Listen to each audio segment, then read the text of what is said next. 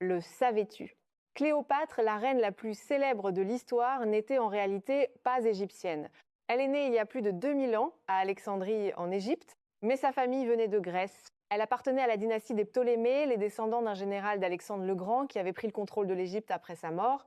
À cette époque, les pharaons parlaient surtout grec, mais Cléopâtre, elle, décide d'apprendre la langue égyptienne pour gagner le soutien du peuple. Très intelligente, elle parle plusieurs langues et devient reine à seulement 18 ans.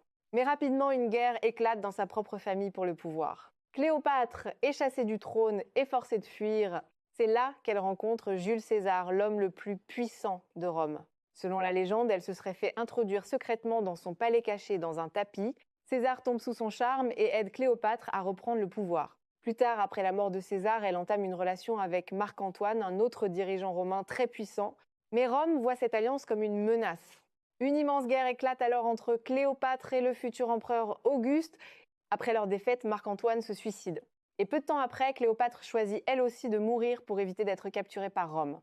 La légende raconte qu'elle aurait utilisé le venin d'un serpent. Avec sa mort, l'Égypte antique cesse définitivement d'être indépendante et devient une province romaine.